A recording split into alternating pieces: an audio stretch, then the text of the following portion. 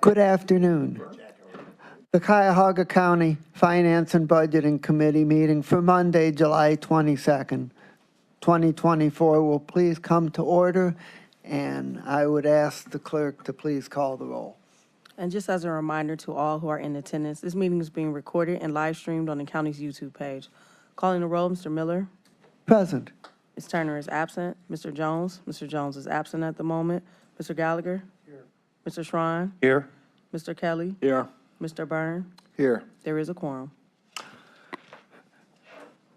Thank you very much. Item number 3, have we had anybody sign in for public comment? No, Mr. Chair, no one is signed in. And item number 4 is approval of the minutes from the June 10th, 2024 meeting. Do we have a motion? So moved. Been moved and seconded by council members Schrein and Byrne for approval of the minutes. Any discussion? Hearing none, all those in favor say aye. Aye. Aye. Any opposed say no. Ayes have it, and the minutes are approved. And item number 5, matters referred to the committee, Resolution 2024-0263 has been requested to be held by the administration. So we will move on to our discussion items. And under the preview of the 2025 budget update, in a sense, the whole second quarter review is a preview of the budget update, because this is the last quarterly financial report that gets factored into the budget. But I wanted to just make everybody aware about the schedule for the 2025 budget update. This is not the full 2-year biennial budget. This is just the shorter process that we do each time in the second year of the biennium to make any necessary adjustments for the second year of the budget. And on Tuesday, November 12th, the director will give an overview of the budget update resolution. This will be part of the committee of the whole. It'll be included along with other committee of the whole business. It's not a special meeting. It's on the regular committee of the whole date before the council meeting. And then that afternoon at the council meeting at 5 o'clock, the resolution will be introduced for the first time. Then on the following Monday, November the 18th, we'll have departmental hearings from 1 to 3 p.m. On the following Monday after that, we'll have further departmental hearings from 1 to 5 p.m.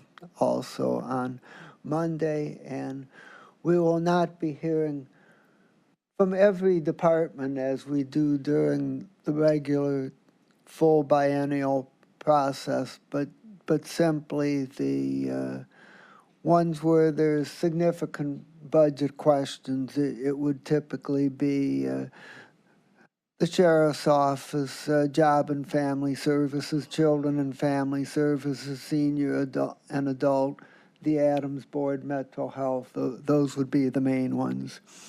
Then on the following day, on November 26th, again, it will be embedded within the regular committee of the whole meeting, currently scheduled to start at 2 o'clock. And at that time, we will do any amendments that are needed and hopefully pass the resolution out of committee for second reading at the council meeting that evening at 5 o'clock. And then on December 3rd, a week later, we would pass the resolution on third reading. So that's the schedule. I would just ask everybody to to mark these dates in your schedule and be present for these meetings. And as we do with the biennial budget process, all of these meetings for the budget update process will be in committee of the whole, not in finance and budget, so all members of council will be involved. So that is the preview. Are there any questions or comments regarding that? Hearing none, we'll move on to the review of second quarter finances, and I would make everybody aware that what we're receiving today is not the final second quarter report. There could be a few updates and changes. Usually it's about the middle of the second month, which would be August 15th in this case, when we would typically have the final report. But the director has graciously consented to give us a preliminary report because we have numbers that are pretty close to where we're going to end up, and this allows us to have this update meeting prior to our summer recess. Director Parfiowicz.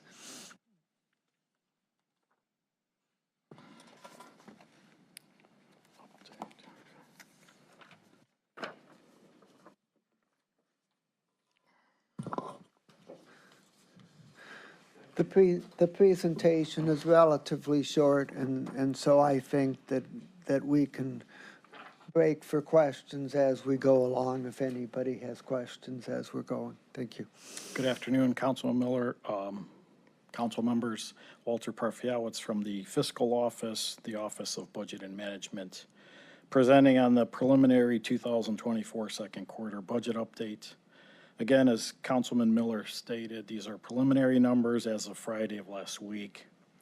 So we have not completed our review with the departments yet, so these numbers may change a bit. So in the next 2 weeks, we'll provide council with the final report. You should have a PowerPoint presentation and also a set of reports. For those that want to follow along on the reports, in the lower left-hand corner of each PowerPoint slide is the cross-reference to the page number in the report section.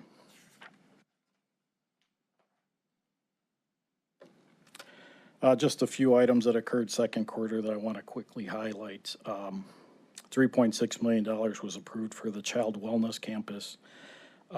We issued the payment for the land purchase in Garfield Heights, $37.5 million. We provided Eden with $875,000 for the cost of a temporary shelter located at 2710 Walton Avenue. And we also approved a $1.5 million grant received from the Department of Energy for the Euclid Micro Design Project. So before I begin with the slide presentation, I just want to remind everyone that there is ARPA spending included in these projections. So you'll see in the slides that several slides reference results with and without ARPA. So with that, I'll just get right into the general fund. Second quarter general fund projected to end with an operating deficit of $117.8 million. So we have operating revenue of $610.2 and operating expenditures of $728. The operating expenditure projection includes $98.1 million of ARPA spending. Removing the ARPA from the calculation, we're projected to end with an operating deficit of $19.7 million. So, Director, your slide assumes that all $98 million in the ARPA money will be spent this year, but we all know that that's unlikely to actually happen. And so my question is, what's your best guess as to how much of the $98 million will actually be spent before the end of calendar year 2024?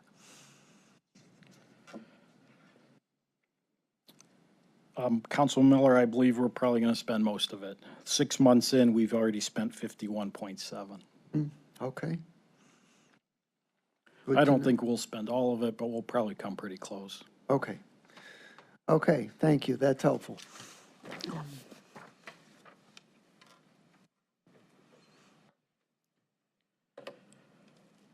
So a quick look at general fund revenue. Again, projected $610.2 million. It's 9.3 million or 1.6 more than budget. So we have larger variances that are highlighted there: charges for services, fines and forfeitures, interest earnings, and sales taxes. So the first item, charges for services, projected to end $104.3 million, 2 million or 1.8 under budget. The majority of the deficits that I saw were in conveyance and recording fees.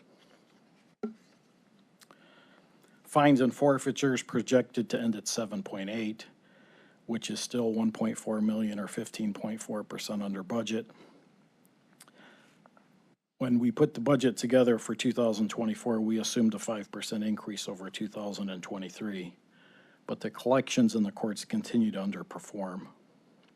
We're starting to see some commentary from the courts that they're expecting activity to increase, so optimistic that the number will improve some by the end of the year, but I don't think we're going to get to our budgeted number. Interest earnings projected to end at 34.6 million, 18.9 million or 120.9% more than budget. This is all due to basically the STAR interest rate.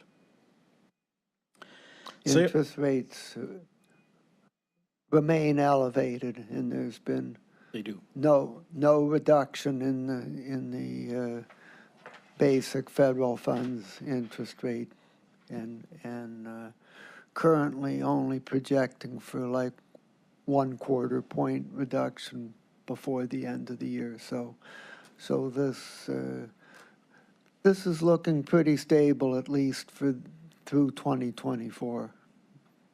Council Miller, I would agree, yes.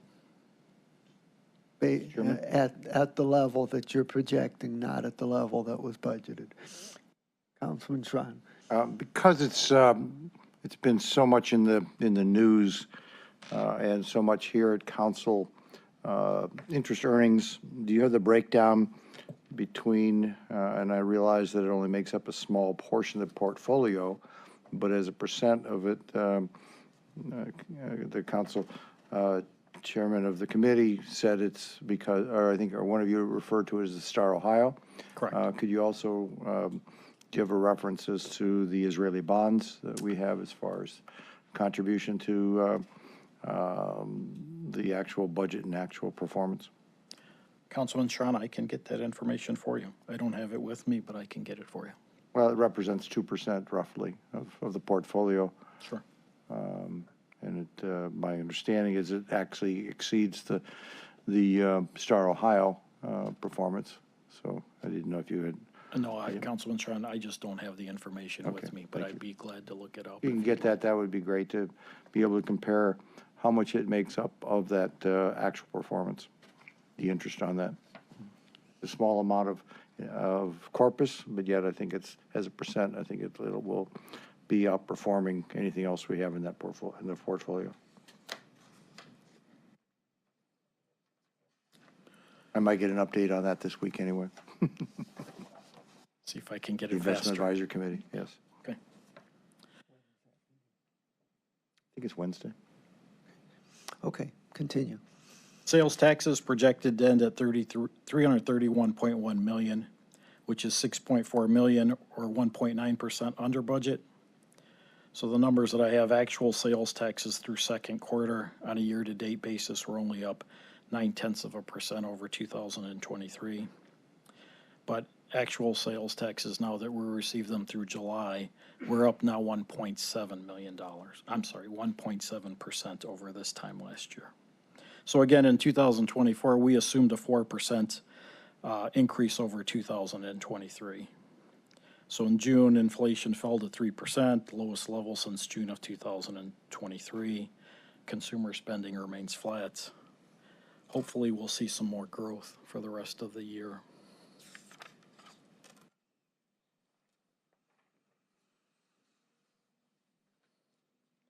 So this slide summarizes general fund expenditures by budget line. So you'll notice the top box expenditures are projected to end at $656.4 million, $14.8 million or 2.3% over budget. Personnel services projected to end at $373.8, which is $20.4 million or 5.8% over budget. And other expenditures are projected to end at $282.6 million, which is $5.6 million or 1.9% under budget.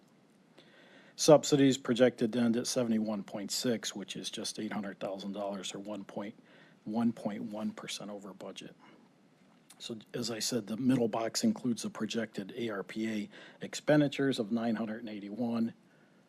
Councilman Miller, I think that slide shows the actual there, about $51 million. The bottom box, you take the ARPA projected expenditures out.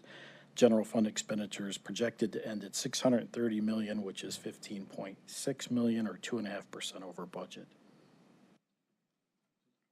Just a question in regards to your page 3 slide and this slide, Yeah. where you show total operating expenditures of 728, Yeah. and now you're showing 712. Could you just give me the clarity as far as, because they both are indicating that one's the general fund expenditure, the other was the general fund deficit, and we look like we're about 16 million.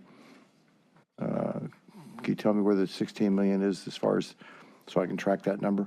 Yeah, the 16, well, do you want to, Councilman Strawn, by department or? No, just roughly here, on slide number 3-4 Yeah, and slide number 3, it shows total expenditures in one column of 728, and the other one shows it as 712. I would have thought that they would have, because the 728 is not talking about the ARPA, and that all that falls below the line. So I would have thought that if we track that, perhaps it would have been the same place. But I guess it does show up over the projection. Sorry, I stand corrected. I was tracking it down for the budget side. It does show up. I apologize.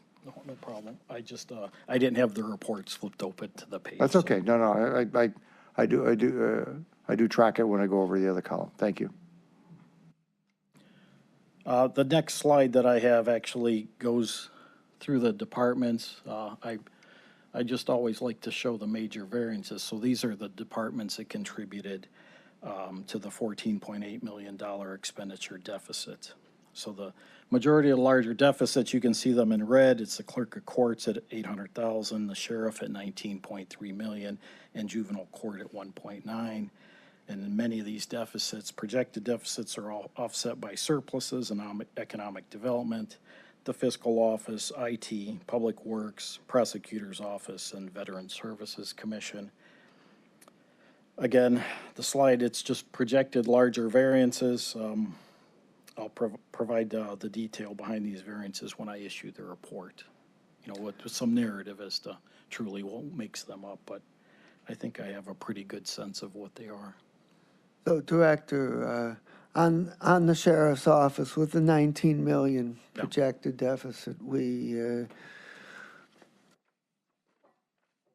know where 12 or 13 million of it is in that. Now, we ended up budgeting for overtime. Was it 8 or 10? Councilman Miller is $8 million. We ended up budgeting 8, and we're projected for 20 or 21 million. Is that correct? Council Miller's 21 million is what I have now.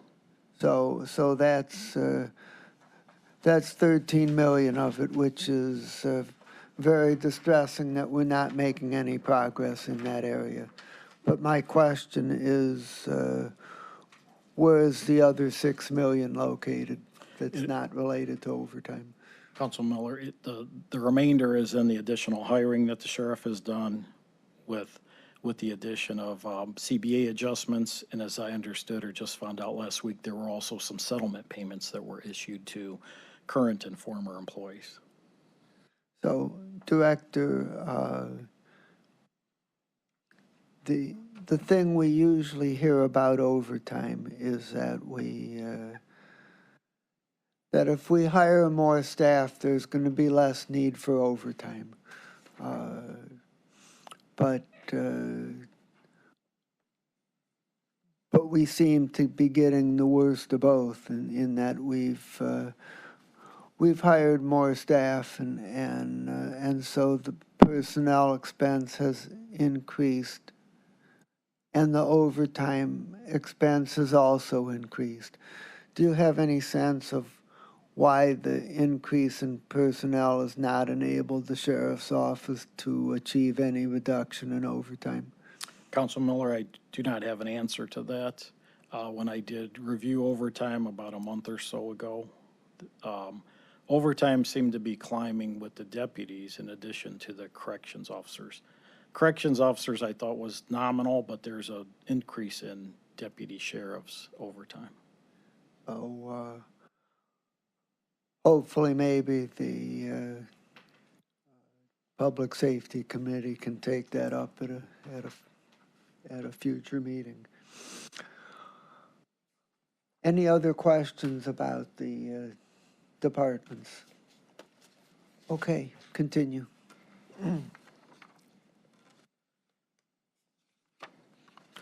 Before you move on, could you give us any color and description regarding the shortfall in juvenile court? The juvenile court, Councilman Miller, I actually have to look into a little bit more. Their staffing is down, so I understand overtime may be an issue, but I don't want to just say it yet. I think I need to do a little more work there. We haven't had our departmental meeting with them yet, so haven't had an opportunity to meet and discuss it with them. So we would appreciate a further report on that. Thank you.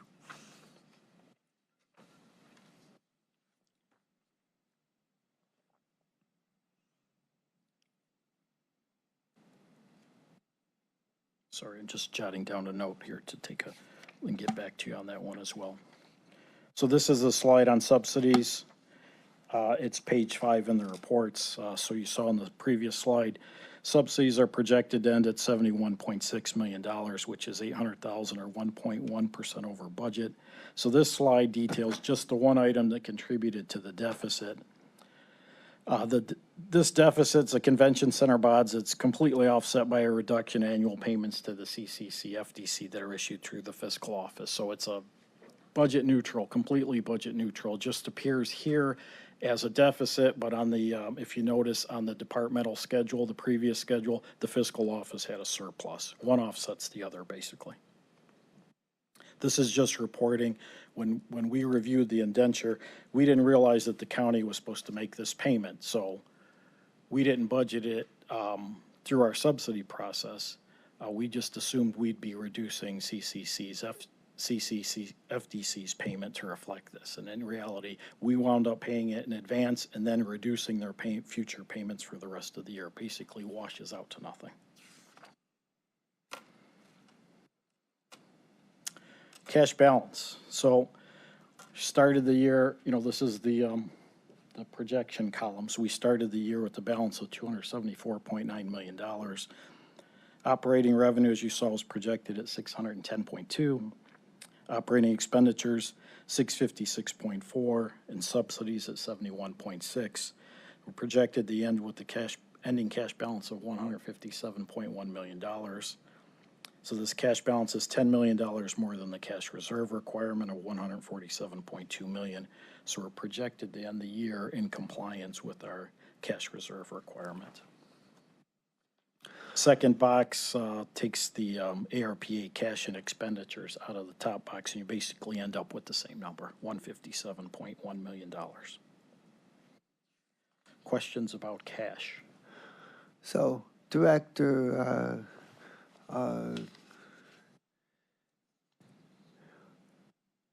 given that we have a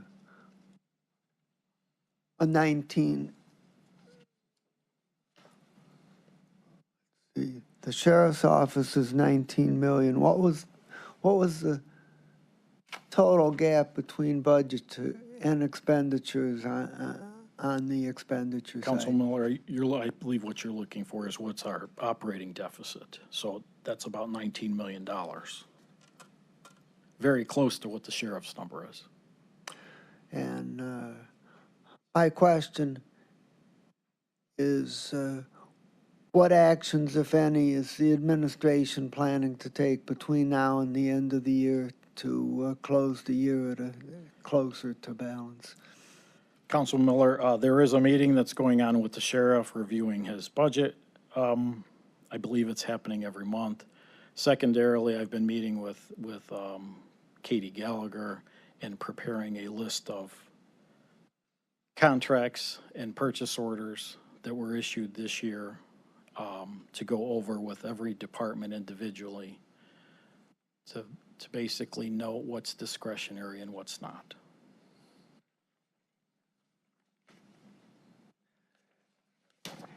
Any other questions by my colleagues before we move off of the general fund?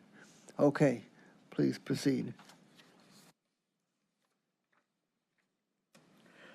So at this point, I'm going to move over into the Health and Human Services levy funds. 2024 Health and Human Services levy fund projected to end with an operating surplus of $5.4 million. This includes operating revenue of $284.2 and operating expenditures and subsidies of $278.8 million.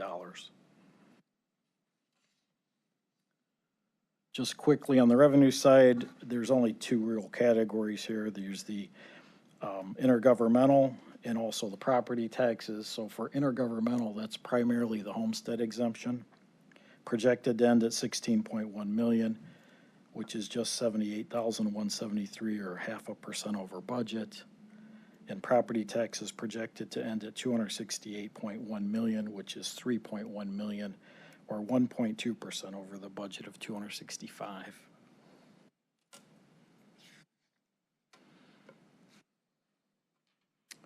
The slide summarizes the Yes. levy.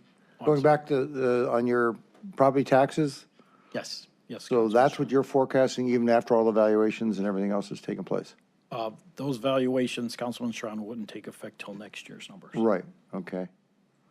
So do you have a forecast of what that would be for next year? I do not at this point, no. Because that's what we're all going to be hearing that conversation before the end of the summer, I'm sure, as to what will be the impact on that. Councilman Strawn, I did do a calculation for Councilman Miller, I don't know, about a month or so ago about the general fund impact. So my estimate was that the general fund would gain about $9 or $9.5 million. I did not do a calculation on the levy side. Okay, thanks. So could you make that calculation and get back to us? Of course. Okay, thank you. Yeah, it would just be the kind of conversations people want to at least hear. Where does it go? Because they're all getting, and I think today's newspaper, I think it reported the average is going up, I see 30% as far as Yes. valuations. Average, I believe what I heard Councilman Strawn was 32. Yeah, that was Kentucky windage on that with 30.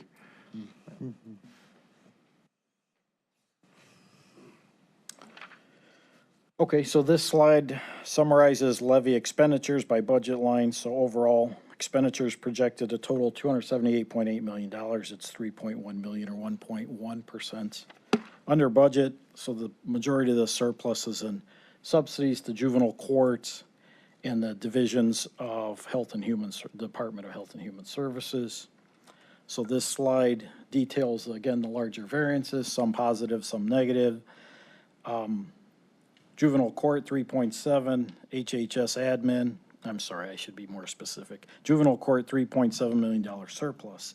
HHS admin, $1.7 million deficit. Job and Family Services, $1 million deficit.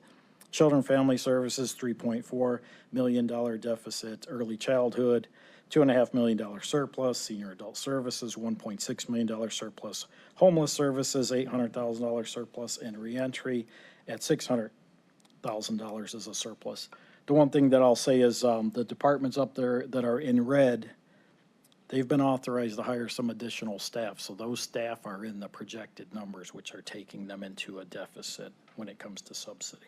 If the staff are hired, I think these numbers will play out. Otherwise, we may end up with little or no deficit here. So, Director, how does it occur that in the general fund, the juvenile court has a projected deficit of $1,908,000, but in the HHS levy fund, it has a projected surplus of $3,683,000? Councilman Miller, I believe the probation officers are those that are coded to the levy versus the detention officers, which are coded to the general fund. So I think that the cost of one versus the other and how many they have on staff at any point in time are causing this variances. Okay, thank you.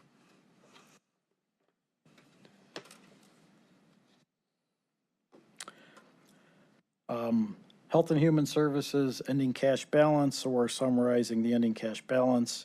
We started the year with $39.6 million, and follow along in the projected column. Revenue projected at 284.2. Other expenditures and subsidies projected 278.8. So we're projecting to end with a cash balance of about $45 million.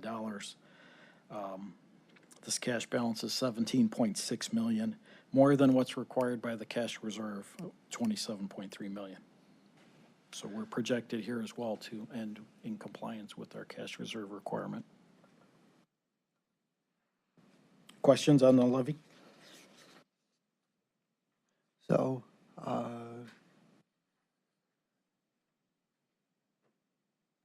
I would just make a comment that if the current trend were to continue,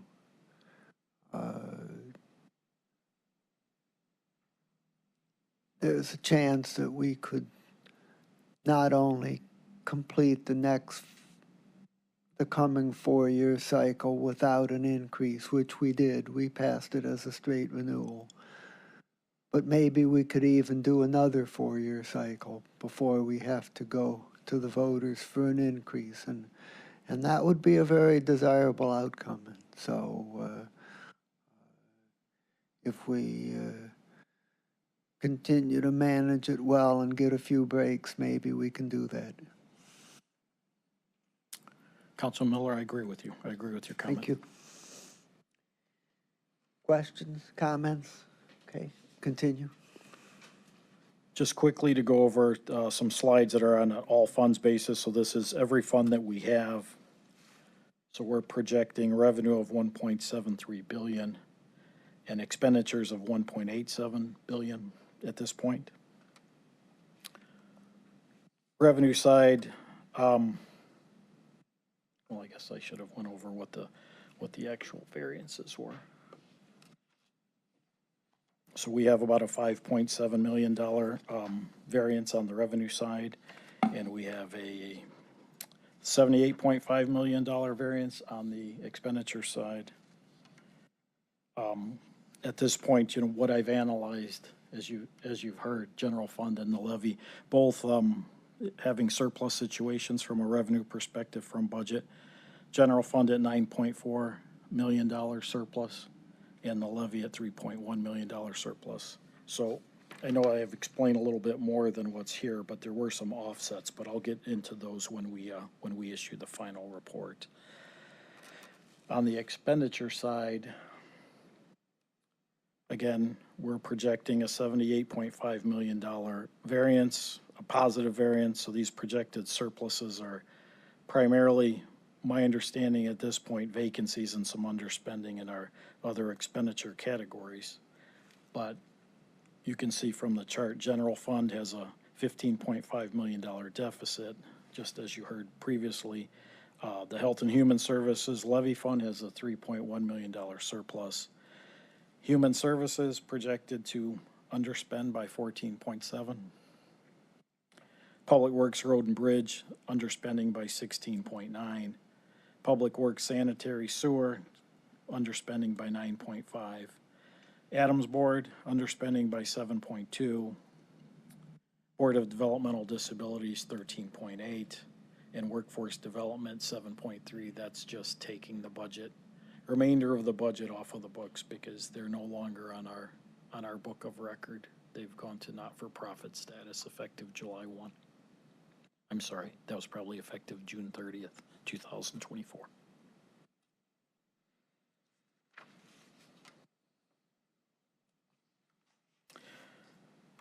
So just quickly ending cash, we started out the year all in $1.1 billion.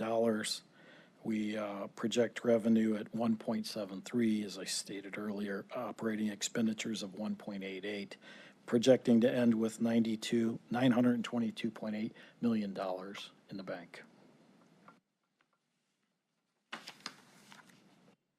Questions on an all funds basis? I know it doesn't. Really, we're more interested here about our operating accounts than some of these.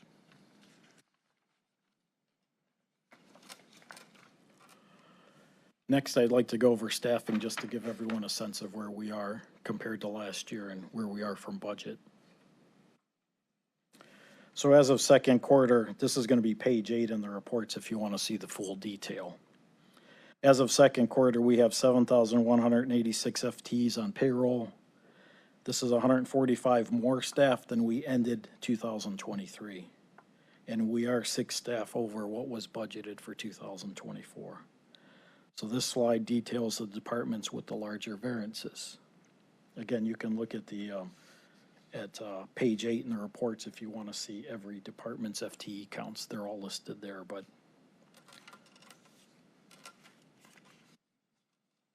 sorry, I don't have it in front of me, but I want to. You can see clerk of court, six up from, these are, my comparisons here are just from 2023, the end of 2023 to second quarter 2024. Clerk of courts went up 6, Department of Health and Human Services went up 19, Innovation and Performance went up by 11, but those are going to be the fellows, just so we're clear.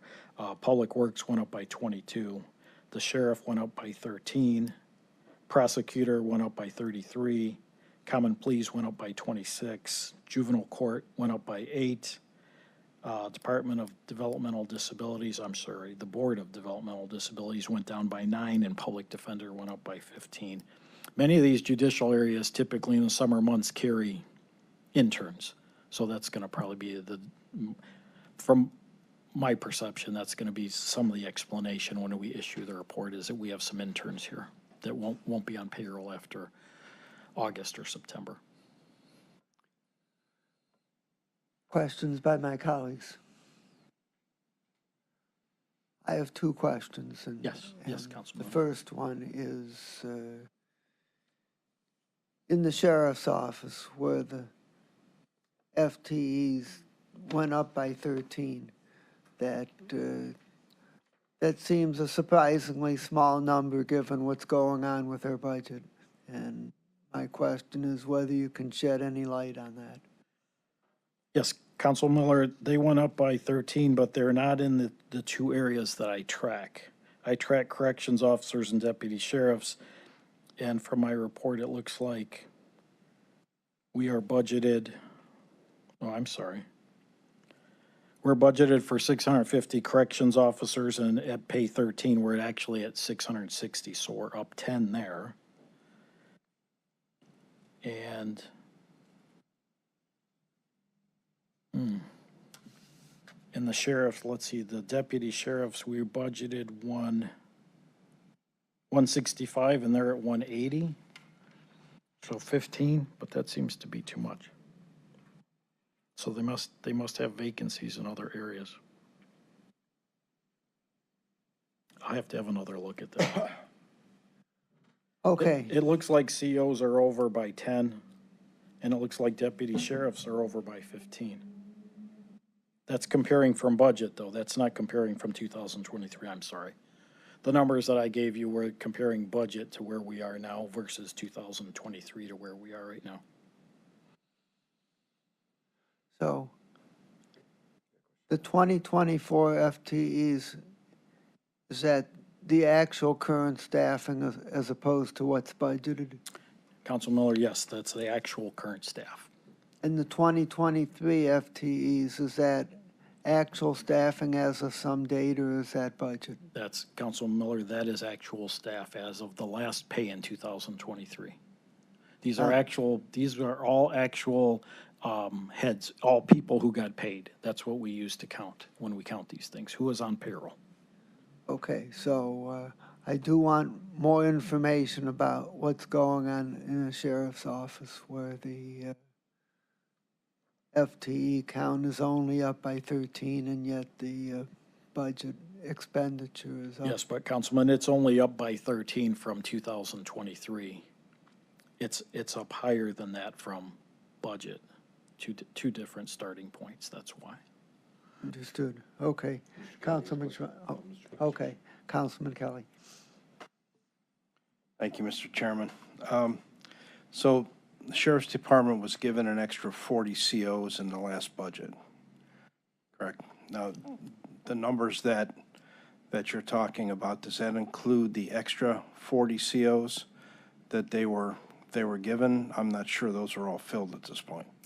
Councilman Kelly, yes, it does include the 40. It also includes 14 more that council added or amended the budget for. So they're actually budgeted for 650 corrections officers.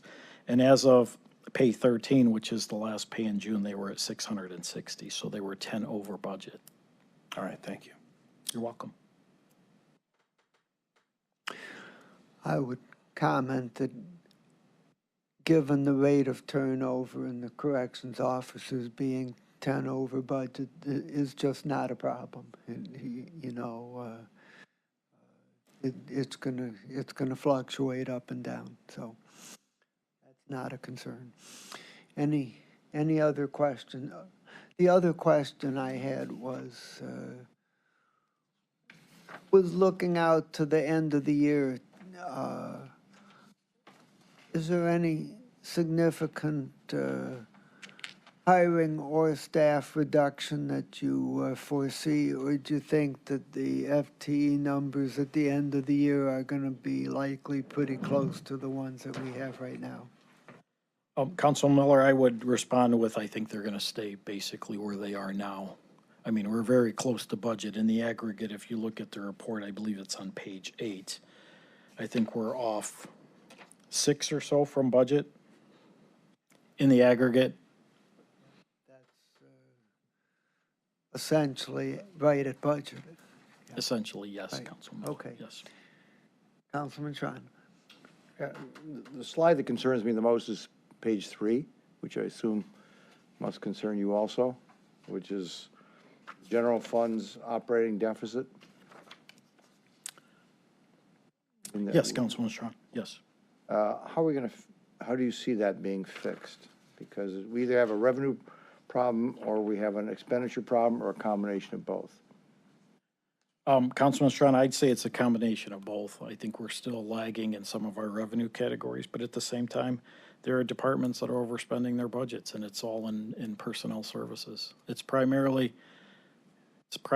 this is general fund. Primarily, it's going to be sheriff's office and juvenile court. Not to the tune of $117 million. No, that- I understand ARPA's on there and it makes Yeah. it look better when you get over to the far right column. Yeah. But ARPA's a one-time transactional activity. It's not operational for revenue. It's not operational for expenditure, I believe. Now, one might argue that maybe some of the expenditures were added to that wouldn't have occurred but for. So perhaps, could we identify how much of that we think of the 728 is one-time activity?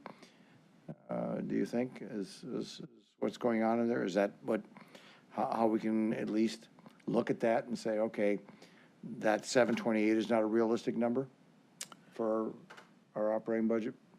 Well, Councilman Strawn, we transferred the ARPA money into the general fund budget through the revenue replacement process.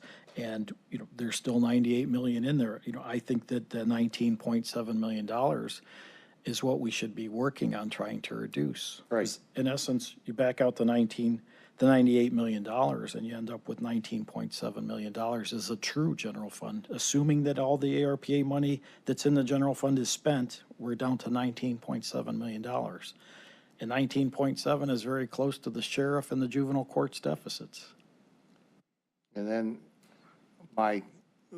sometimes my concern when you get this one-time money, that it doesn't become a one-time departmental commitment. It becomes a permanent commitment because we get used to spending to the tune of that extra money that came in, and we don't recognize that as a one-time activity, and now it becomes a permanent activity, and now we don't have the replacement of that revenue to come in. And so that's my concern, is that you sometimes get in the habit, a lot, you know, I'm not sure I'm talking for anybody else, but sometimes you get in the habit of the good times and you spend during the good times and don't realize that you should not have been spending that way as a permanent basis on that. Councilman Strawn, I understand that was the reason that we decided to segregate all of the ARPA money within the general fund so that it's all contained. That money is not in the individual departments' budgets. It's in one area all by itself, not to be repeated. But do you think any of the budgets have increased as a result of the use of the ARPA money to the point where they've now become accustomed to it? Councilman Strawn, I would have to look at that a little bit more, but I haven't seen anything drastic that has been increased in anyone's budget that has come from ARPA. Other than the sheriff's department? Well, Sheriff's Department is primarily overtime, the additional staffing, and Okay, thank you.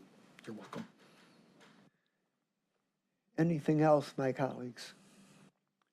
Anything else, Director? No, that concludes my presentation. I just want to reiterate that this is a preliminary report, so. Right, okay. Yes, So I have a question, but it's not related to this. Okay. So when we get to the point where I can ask it, let me know. okay, so this is going to conclude the second quarter update, and I thank you again for your willingness to share preliminary numbers. That's very helpful and much appreciated. You're welcome, Council Miller. Okay. Thank you for the opportunity. So we're now into miscellaneous business. Councilman Kelly. Thank you, Mr. Chairman. So I don't know if this would be for the director or if it'd be for Mr. Chambers, but the thing that was in the Cleveland.com, the Cuyahoga County corrects the estimates for school tax windfalls from increased property values. I'm going to get questions on that because there have been some very high property values that have come out in these letters, and then this comes out, and I'm just curious, is this part of that increase, or is there going to be different changes now after what they've already received? So the initial, Mike Chambers, fiscal officer, the initial communication that went out was prepared using more than just the delta change. It was taken into their bond accounts. It was taken into some of their inside millage accounts that do get adjusted. What the plain dealer reported on was that it's supposed to be the delta increase. Unfortunately, this include things that are permanent that they get every year after year. It wasn't just a change. So we did send out a correction. And, for a budget purpose, if they were looking at the total budget, that number, the original one would have been fine. It would have been their total budget for the year. But it gave the appearance that they were collecting a lot more money with, it wasn't all due to the update. Some of this is money they get all along, if that makes sense. So we did send out a correction, just narrowing it down to the delta related to the reval. All right, so that I understand it then, is that going to increase what has been received on the letters? No. Okay. No. All right. No. The letters that the property owners got with their new value and their old value is the same. Nothing's changed on that. We have 4 meetings coming up, and I expect a lively crowd at them, so we'll handle it. Okay, yes, I've been encouraging people to attend those meetings. We've had 15 so far. We got 4 more. I expect these now. The first one will probably encompass more than my 15 combined, so we'll see how it goes. quick questions for Mr. Chambers Yeah. through the chair. I've received a couple calls. Are all the reappraisals mailed out? They are all mailed out, everything's gone out. It's like anything with our tax bills, it just, maybe they got stuck, it's one-offs. At each of these meetings we're going to, we will have printers there ready to print for anyone who didn't get it. And if they call, we'll certainly get it in. Is return mail coming down that they're going through as well, trying to get that back out. So, yeah, it's, unfortunately, you send out 500,000, you're gonna get, some issues. Totally understandable. I did receive a call from a resident, though, spoke to a gentleman in your office, helped him thoroughly on Monday, then said that if they hadn't received something by this Monday, to contact the office again. If they want, can they get it printed in advance of the meeting? Certainly call that option 3 and they'll start sending them out. Originally what happened was when you're sending them out, it took like a week and a half to get everybody out. Yeah. And we didn't want to start sending, printing right away. We just asked them if you didn't get it by a certain point, then to call back and we'll send them out again. But we are going to have, multiple printers ready to get them at the meeting. Yeah, but they can certainly call. The Thanks a phones lot. are really active. I can imagine. I appreciate that. Thank you. Anything else? Yes. Mr. Chairman, as long as we have Mr. Chambers up there, just because I think people, when they see that and they see those big valuation increases, what are the steps that they would follow to go through to get a challenge on the valuations in regards to those? You got to come to the presentation, Jack. I know that, I know, but we're on the record here, people, this is actually being recorded, No, so good, you're I right. figured that we can get a dissemination of this information, not because I don't know, but because people actually listen.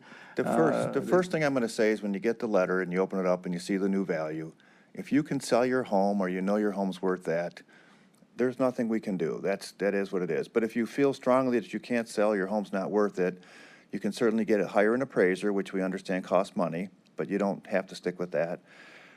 You can get a contract. Once again, we don't go inside the homes. We don't know there's water damage in the basements. We don't know some interior problems. You can get a contractor to get an invoice, a licensed contractor, and you can use that as support along with some photos. Well, you can also kind of look at the sales in your neighborhood. If you see something that happened or something that's very similar to your home, everyone's going to go to the lowest one they can find, but you want to find something similar, we can direct them to the website. And then last but not least, what was the fourth one? I lost track of the fourth one. But those are the the main reasons why that you can send in for support. All of this is informal. None of what I just mentioned is allowable under the formal Board of Revision. If you do a Board of Revision, even though you get a appraisal, you have to bring your appraiser with you. Here, you do not have to do that. You just send it in. So these are all the things we talk about. But I do want to encourage everybody to go to the calculator because it doesn't mean you got an increase. I had an email from a gentleman from Rocky River. His property taxes went up $110,000 and his tax bill went down $71.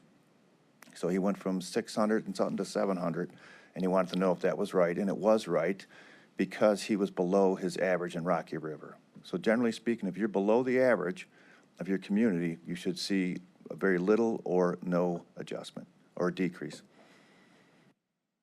So.